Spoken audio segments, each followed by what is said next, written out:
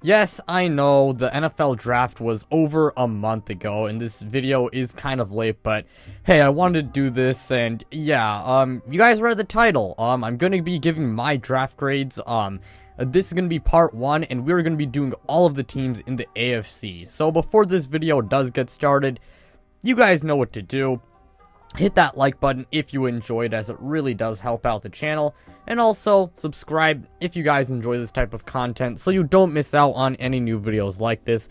Plus, I am trying to hit 1,000 subscribers, and once I reach my goal, I'm finally gonna do a face reveal. But with that being said, let's just go ahead and get this video started. Starting off, we have the Baltimore Ravens. The Ravens might have had the best draft out of any team in the NFL. They were able to get Kyle Hamilton and Tyler Linderbaum, in the first round. And in the days after that, defensively, they added David Ojabo, Travis Jones, and Jalen Armour-Davis. And offensively, they added Tyler Batty, Charlie Kolar, Daniel Falele, and Isaiah Likely. Overall, they had a phenomenal draft, and I am going to give them an A+.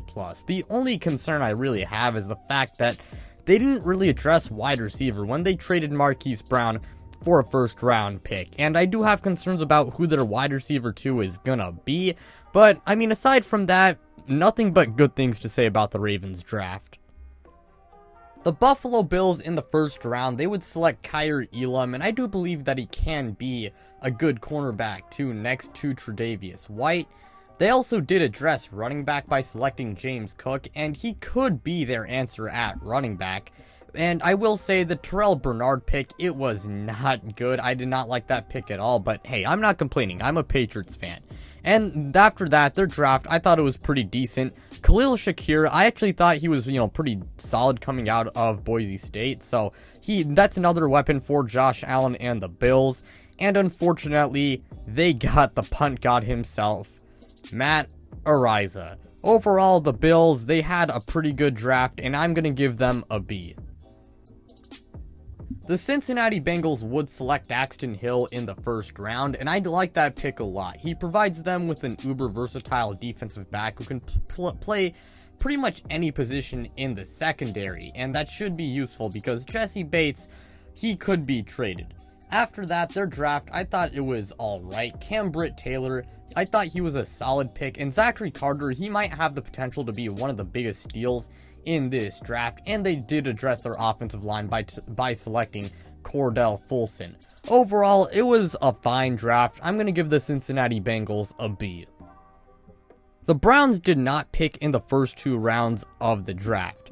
They would trade Troy Hill to the back to the Rams, but they did replace him with Martin Emerson in the 3rd round pick, and I thought that he was a pretty good day 2 pick. That same day, they also did add to their defensive line by getting Alex Wright, who is raw, but he does have pretty good upside, and David Bell, who, even though he is very slow, I do think he can be a pretty good wide receiver in the NFL as a big slot type of guy. And on the final day, they did add to their defensive line by getting Perion Winfrey, who I think could be one of the best defensive tackles in this entire draft, and Cade York, who could be the kicker of the future. So, I mean, hopefully he does pan out, I guess, for the Browns' sake. And Jerome Ford, I thought was not that bad of a pick, because even though they have a deep backfield, it's inevitable that one of Kareem Hunt or Dearness Johnson will leave sometime in the future. So Jerome Ford, I mean, he can kind of step in and be that, I guess, good 3rd string back. But overall, the Browns, they didn't have a lot of draft picks, but they didn't really have a bad draft, so I'm going to give them a B-. Nick Bonito, he is a pretty raw prospect, but that being said, I did like him coming out of Oklahoma, and I think he can be very good in the NFL if he is developed well. Greg Dolcich, he's an uber athletic tight end, and I thought he was one of the best tight ends in this entire draft, and he should be a really fun weapon for Russell Wilson and Nate Hackett. And aside from that, they did add, to their defense by getting Damari Mathis and Ioma Uwazurike. There weren't a lot of holes for the Broncos, and I think they did a pretty good job addressing them, especially when you consider the fact that they didn't have a first round pick. So I'm going to give the Broncos a B+. I'm a big fan of the Texans draft. In the first round, they would select Derek Stingley, who might be very raw, but at the same time, he has insane upside, and they also got Kenyon Green, on the first day. And Kenyon Green was one of the best offensive linemen in this entire draft. And heck, on the second day, they picked up Jalen Pitre, who's an uber versatile, safety who can play all over the field. And, he was one of the best safeties in the entire draft. So good on them for selecting Jalen Pitre.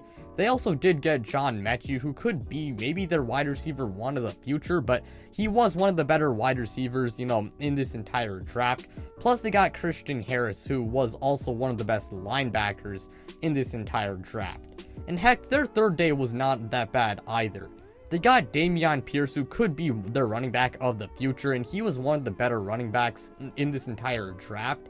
And they also got Thomas Booker, who I actually liked, in the late rounds. So, I mean, very good draft for the Houston Texans. I'm going to give them an A. The Colts had no first round picks, but the Colts had a very good draft overall. Alec Pierce, he should give them a pretty good wide receiver 2, and maybe he could be their wide receiver 1. I mean, I really liked him coming out of Cincinnati. You also do have Jelani Woods. Jelani Woods was one of the best tight ends in the entire draft, and he provides them with a good pass-catching tight end. And they got Bernhard Raimann in the third round, I believe, and Bernhard Raimann in the third, that is a massive steal. So good on the Colts for, adding another great offensive lineman. And they even added to their defense by picking up Nick Cross and Curtis Brooks. And overall, I thought the Colts actually had a really good draft, especially when you consider the fact that they had no first round picks. So I'm going to give them an A. The Jacksonville Jaguars, they had the first overall pick for the second straight year, and they selected Trayvon Walker first overall.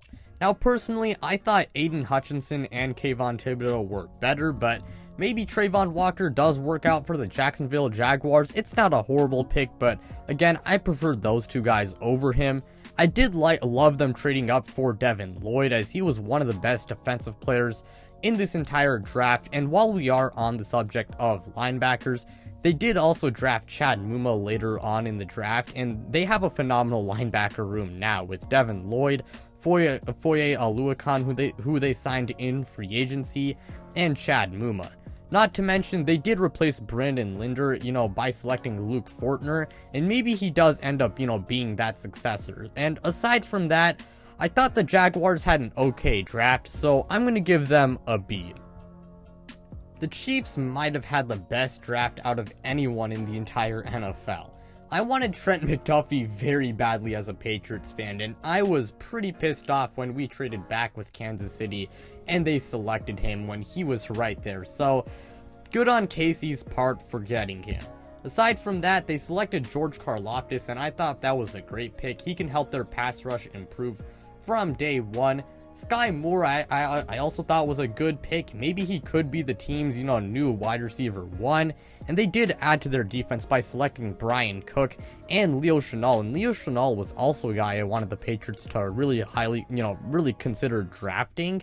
And Joshua Williams, I won't lie, I mean, he even has the potential to be good. And he was like a guy they selected later on in the draft. And speaking of guys, I like that the Chiefs selected later on in the draft. They did select Darian Kinnard in the 5th round, and I thought that was a very big steal, and he makes their offensive line even better. So the Chiefs, they get an A+. The Raiders had no first or second round picks, but that being said, they made the most of it. I love the Dylan Parham selection, and he should help their offensive line out a lot. Zamir White also does add a depth to their running back room, and Josh Jacobs, he might actually be out the door soon, so maybe Zamir White is Josh Jacobs' successor. And after that, the Raiders, they did add to their defensive line by getting Neil Farrell and Matthew Butler. So I'm going to go ahead and give Las Vegas a B. Many people expected Jordan Davis to be taken, by the Chargers, but he was taken before. So instead, they went with Zion Johnson, and I thought that was a phenomenal move. Zion Johnson, he was one of the best offensive linemen in this entire class, and he just makes their, he makes their offense even better. JT Woods is a pretty good free safety, and he can make their defense, even better. And they've already made some phenomenal adds to that defense, and they improved their offense even more by getting Isaiah Spiller, and he can help that ground game a lot, and he gives Austin Eckler a very good partner in the backfield. And finally, they did get a very big steal in Jamari Salyer, so overall, the Chargers had a very solid draft. I'm going to give them a B+. The Miami Dolphins only had 4 total draft picks. They got Channing Tindall, who's one of the best linebackers in this entire class, and he is pretty good as a blitzer, but aside from that, there's really not much to say about their draft class, so I'm going to give them a C. I don't know how to feel about this draft as a Patriots fan. Now, initially, I hated the Cole Strange pick, but I actually don't hate it that much anymore. I actually kind of like it, so apologies to Cole Strange and Bill Belichick. But, we could have had Trent McDuffie, man, but anyways, aside from that, Tyquan Thornton, I thought that was an okay pick. He adds game-breaking speed to our wide receiving core, and I think he has a very high upside, but that being said, it was kind of a reach, so, it was an okay pick. I like the Marcus Jones and Jack Jones selections, but who knows? Jack Jones could maybe be a cornerback 1, but I was hoping for something a little bit more than, Jack Jones, no disrespect to him. I actually thought he was fine, but who knows if he can be a cornerback 1, especially Marcus Jones, because, Marcus Jones, he's 5'8". He could be a slot corner his entire career simply due to the fact that he is short, Pierre Strong, I liked him a lot heading into the draft, and I didn't expect him to go to the Patriots, but I'm not sure how productive he'll be, in his first season, simply because our backfield is so crowded, but I do think that he will be. I think he'll be solid in the playing time that he does get, and I do believe he will show flashes, and my guess is that he does, he has a pretty big role down the line, because Bill Belichick, he does not exactly, re-sign his running backs. And Damian Harris, he is a free agent after the 2022 season. So, I don't know if he's going to stay with the Patriots, as sad as it is to say. I love Damian Harris, but I love Pierre Strong, as a player. I think he could really work out for the Patriots.